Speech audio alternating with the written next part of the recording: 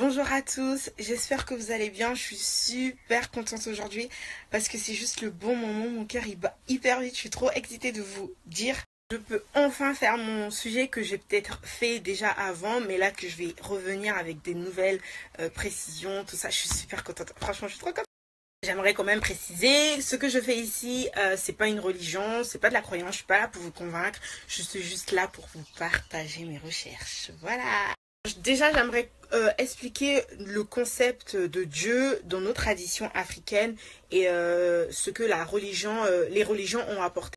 Le premier problème chez nous, c'est qu'on n'a pas la maîtrise de nos langues. Parce que si on aurait au moins la maîtrise de nos langues, on ne serait pas engouffré dans ce qu'on vit aujourd'hui. Nzambi, par exemple, qui est parlé dans l'Afrique centrale, ou Nzambe, et ben, ce mot-là peut être décortiqué et compris autrement. Le mot Dieu, qui est en français traduit, qui est en fait une conception d'une personne ou d'une divinité. En fait. Alors que le mot Nzambi, ou Nzambe, eh ben, c'est deux mots. C'est le Nza, qui est le cosmos, et le Mbi, qui est une force nucléaire. Je m'explique. En fait, dans nos traditions africaines, le Nza, c'est le cosmos, c'est l'univers. Et cet univers est alimenté par le Mbi. Donc en fait, c'est une énergie en fait. C'est une énergie tellement forte qui alimente le Nza. Donc c'est quelque chose d'encore plus fort que Dieu en fait. Enfin, le mot Dieu, je parle. Chez nous, par exemple, pour dire que tu as fait le mal, on dit Osalima B ou Ngeme Salimbi, donc le Mbi de Nza.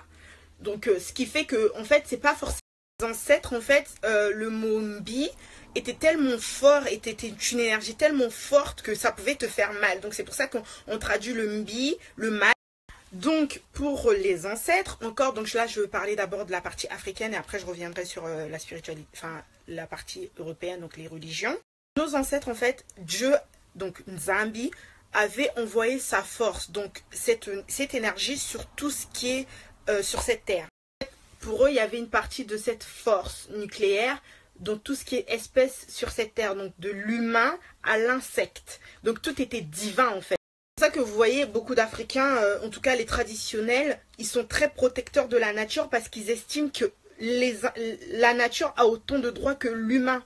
Ils sont très écolos, tout ça, nanana, donc ils estiment que même l'insecte a autant de divin en lui que l'être humain en fait. Donc c'est pour ça qu'ils sont protecteurs de la nature. C'est pour ça qu'en Afrique, il n'y a pas de religion, il n'y a pas une manière où des gens ils doivent faire la même chose ou quoi, parce qu'en fait, Dieu est en chacun de nous. En vrai, notre mission ici, c'est de relever le Dieu qui est en nous et de se rapprocher de cette force, de cette source. En fait, le mot exact, c'est la source. La mort, parce que quand tu viens sur cette terre, tu te réincarnes, tu fais des missions pour te purifier et de te rapprocher de la source divine qui est Dieu pour nous. Pour nos ancêtres, Dieu n'agit plus, puisqu'il est déjà en nous, il n'a pas besoin de favoriser l'un ou l'autre. Vous entendrez dans les religions que Dieu n'est pas de ce monde. Oui, exactement, Dieu n'est pas de ce monde. Donc c'est pour ça que vous voyez tant de mal dans ce monde, parce que ce monde est animé. Dieu n'agit pas sur ce monde. C'est l'être humain tout seul qui, justement, fait le mal. C'est pour ça que maintenant, je comprends mieux. En vrai, la spiritualité te fait comprendre tout ce qui est force, tout ce qui est énergie, tout ce qui est même texte, tout ce qui est texte. Je rappelle quand même, j'étais chrétienne avant, j'ai étudié la Bible par moi-même, je ne me suis pas fait influencer, je vais vous montrer même ce que j'avais fait, mon livre, tout ça. J'étais dans une phase très spirituelle où franchement je cherchais Dieu et tout ça c'est des versets bibliques, je vous montre. Donc voilà, c'était vraiment... Je vous montre tout ça pour vous montrer que je ne sors pas de nulle part. C'est pas que je n'ai pas connu Dieu ou quoi que ce soit, c'est juste que je comprends mieux les choses maintenant. Comprends mieux les choses maintenant, tout simplement parce qu'avec la spiritualité, je relève justement le Dieu, cette force du Nza qui est en moi. Raison dans chacun de nous d'ailleurs. Donc ça veut dire que chacun de nous peut devenir des divinités, peut devenir des lumières, peut devenir des dieux. Particulièrement pour les personnes mélaninées, donc les noirs, qui ont une forte mélanine, et la mélanine qui est présente dans le Nza, le cosmos. Ça que les noirs ont une autre compréhension, par exemple avec le rythme, la danse, les forces, on comprend mieux parce qu'on capte tout simplement plus d'informations. grâce à notre mélanine qui est présente dans le cosmos, tout simplement. C'est pour ça que vous allez voir que les Noirs, ils ont une autre approche, une autre écoute des... Revenons à nos moutons, donc la spiritualité africaine. Donc je disais que Dieu n'agit plus, Dieu n'a plus besoin d'agir comme genre Dieu punit, Dieu non. Chez nous, Dieu ne punit pas, Dieu n'a pas d'émotion, Dieu est une énergie, est une force pure, donc sans émotion, sans sentiment. Le Dieu des religions, c'est le Dieu qu'il faut pas décevoir, qu'il faut aimer, qu'il faut ressembler, qu'il faut, tu sais, tous ces trucs personnifiés. Un Dieu qui est comme un humain. Or que chez nous, les ancêtres, pour nos ancêtres, Dieu est une force, est une énergie pure, qui n'a pas de sentiments, qui n'a pas besoin de nous, qui est pure, qui se suffit à lui-même, qui est le Nza, tout simplement. C'est à nous de travailler, de se purifier, de faire le travail possible pour devenir divin et se reconnecter à lui. Dire oui, mais les religions nous aident aussi. Nanana. Non, les religions ne t'aident pas. La religion ne peut pas t'aider parce que tu cherches quelque chose extérieur à toi. Et du coup, c'est des personnes malades. Ça ne m'a pas aidé moi. J'espère que ça vous aide vous. En tout cas, si ce que vous faites vous permet de vous élever spirituellement, ça c'est moi ça me va. Moi je viens et franchement du moment que vous êtes heureux et que vous vous suffisez comme ça, franchement c'est super. Moi, je parle pour les personnes qui justement ne se trouvent pas, qui ne trouvent pas de réponse. Je décrirais les églises comme des endroits des hôpitaux, des personnes malades qui viennent chercher des solutions, qui viennent en fait avec des énergies négatives, désespérés, qui sont très mal eux déjà. Je parle pas pour tout le monde, hein, mais je parle des personnes désespérées là, tu sais, qui arrivent, qui n'en peuvent plus, qui sont fatigués, qui n'ont plus de justement une solution extérieure à eux-mêmes. Donc, alors que chez nous, c'est pas comme ça. Tu dois te guérir, tu dois te nettoyer, tu dois te purifier avant d'aller vers les autres. Donc, tu dois te connaître toi-même. T'imagines, chacun de nous se purifie et nous, on devient des énergies pures et avec ça, on se réunit. Vous imaginez l'harmonie pure qui pourrait te faire des choses et surtout comprendre beaucoup de choses parce qu'il y a beaucoup de choses qui sont cachées dans les textes sacrés. On va y arriver, bien sûr. Il faut savoir que quand on fait nos prières, on alimente des égrégores. Je vais vous l'écrire, vous allez faire des recherches sur égrégores et savoir ce que c'est. Simplement avec le pouvoir de l'attraction. Le pouvoir de l'attraction, c'est tout ce qu'on souhaite, tout ce qu'on veut, on l'attire, tout simplement. Tout ce qu'on désire, tout ce qu'on pense, tout ce qu'on cherche, tout ce qu'on a peur, tous ces trucs-là, on l'attire par le pouvoir de l'attraction. Donc ça n'a rien à voir avec les religions. Que même une personne qui ne prie pas peut réussir, une personne par rapport à la foi. En fait, le pouvoir de l'attraction, c'est la foi dans les religions. Exactement, voilà.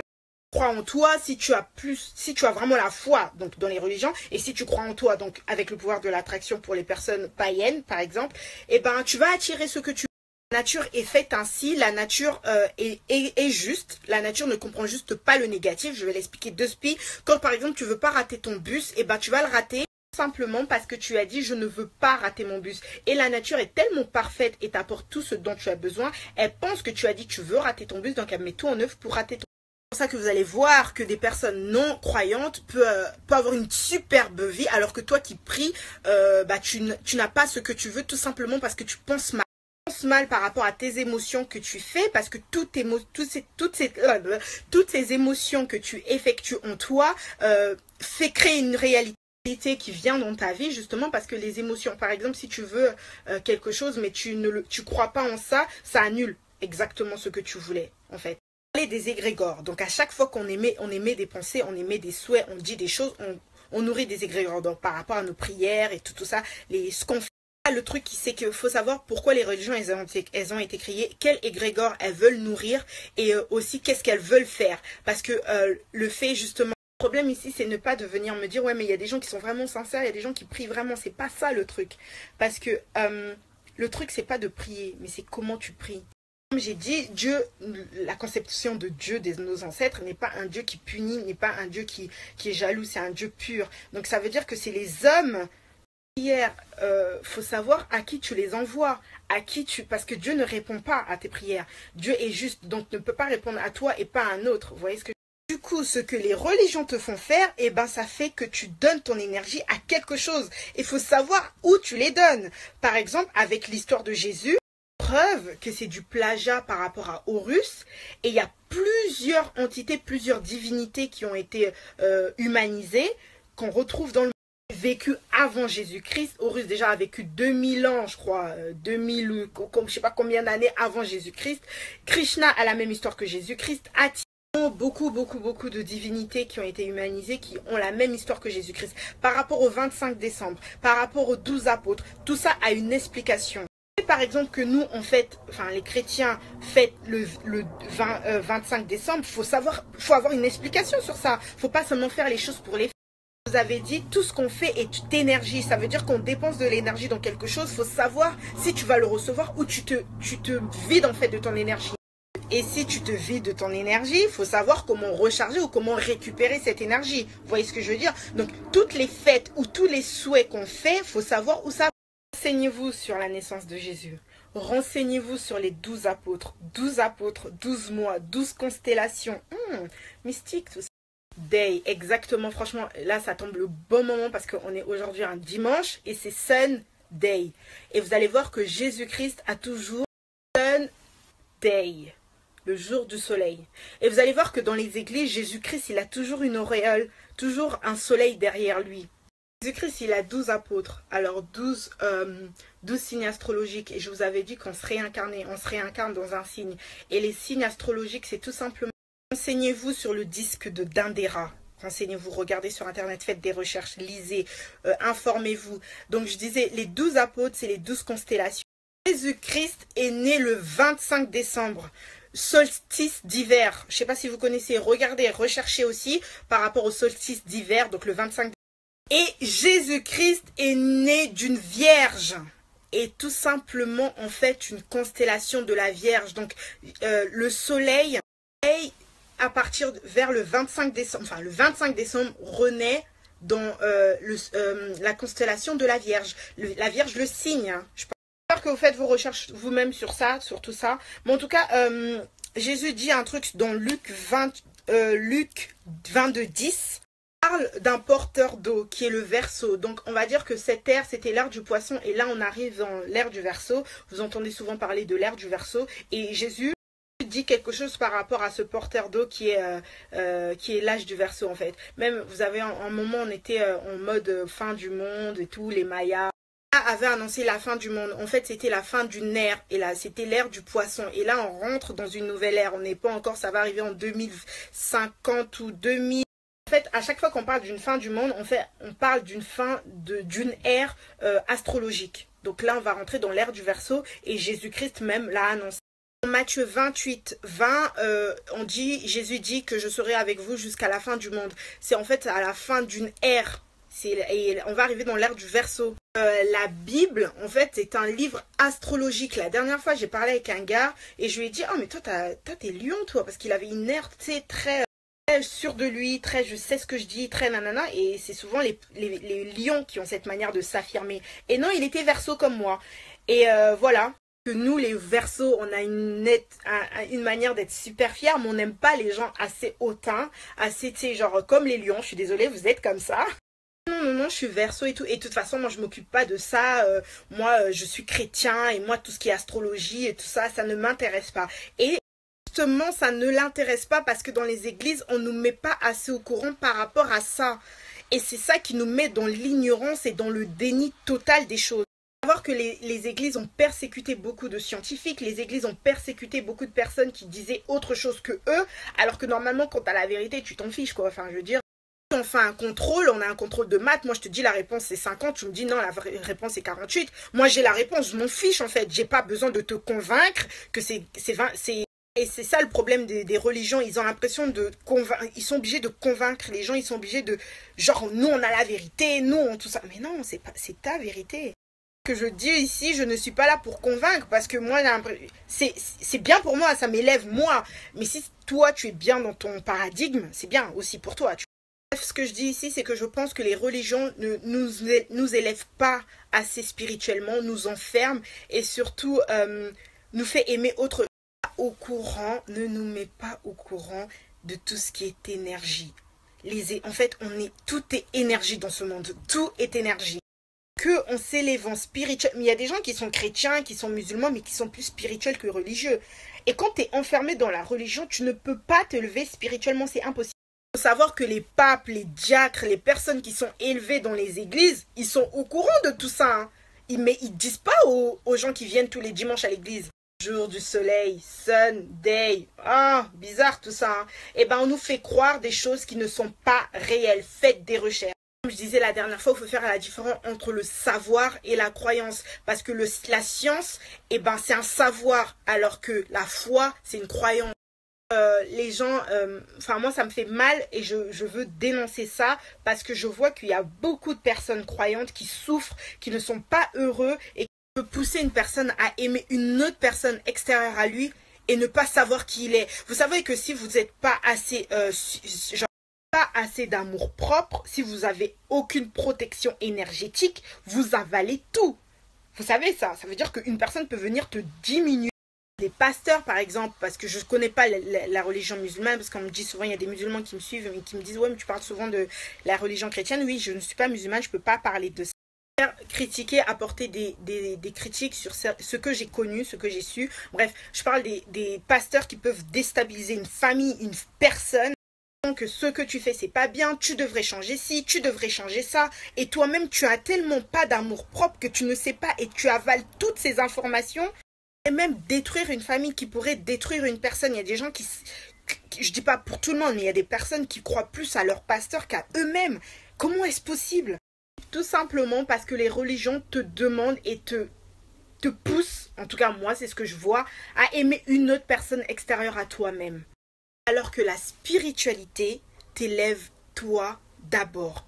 Tu te mets en mode lumière, après tu vas vers les autres. C'est ça la vérité. Excusez-moi, ma vérité. Oui, c'est vrai. Parce que ma vérité n'est pas forcément ta vérité. C'est pour ça que je répète que je ne fais pas de la croyance. Parce que j'ai été longue aujourd'hui, mais en tout cas, j'étais trop inspirée. J'étais trop... Là, mon cœur, il bat parce que le partage que je fais, là, c'est juste magnifique et je suis juste contente. Je voudrais quand même dire aussi que la spiritualité m'a permis de m'assumer comme je suis, de me présenter devant des personnes que je connais pas maquillées, avec des cheveux comme ça, franchement. Chrétienne où on te dit ne jugez pas, où on te dit aimez-vous comme vous êtes, nanana, j'étais pas moi-même, je m'assumais pas. Et là, je me trouve juste belle, je me trouve juste magnifique, oui je le suis, avec ce que je suis, pas maquillée, cheveux naturels, locks. J'ai jamais pu l'être en étant enfermée dans un, je sais même pas comment appeler ça, franchement. En tout cas, moi je vous envoie plein d'amour. Ce que je souhaite, c'est que vous, chacun de vous, chaque roi, chaque reine qui est en vous se relève, devienne des divinités et change ce monde. Parce que c'est en changeant nos pensées qu'on deviendra divin et qu'on changera le monde et qu'on arrêtera de se tuer, de souffrir, d'être mal intérieurement, de ne pas savoir qu'est-ce qu'il faut faire, de ne pas savoir qui en est, de ne pas savoir tout ça en fait. Ça deviendra... Quand tu sais qui tu es, peu importe les critiques qui arrivent devant toi, bam, il n'y a rien qui se passe. Tu vas être stable, tu vois, tu arrives à être confiant devant des insultes, devant des critiques, et tu es là, tu souris, et tu dis « I don't care !» Dire « Ouais, nigga, ouais, je suis loxée, ma gueule, ouais, je suis loxée, je m'aime et je suis trop fière de ce que je suis, tu vois ce que je veux dire ou pas ?» Je me calme parce que je vous jure, je suis trop... Non, faut que je me calme. Mais sérieusement, c'était un super plaisir. J'espère que ça va vous apporter et que vous allez vous relever. Vous allez faire des vraies recherches, vous allez faire des vraies lectures et que c'est que quand vous serez élevé spirituellement que vous pourrez attaquer les autres. Enfin, attaquer. Protéger surtout, vous protéger parce qu'on est attaqué justement et vous protéger contre tous ces esprits maléfiques, tous ces esprits démoniaques. Le monde veut nous apporter à travers plein de choses que je ne veux pas décrire aujourd'hui. Mais en tout cas, voilà, c'était un super plaisir. Je vous envoie plein de bisous, plein d'amour. Be free, be happy et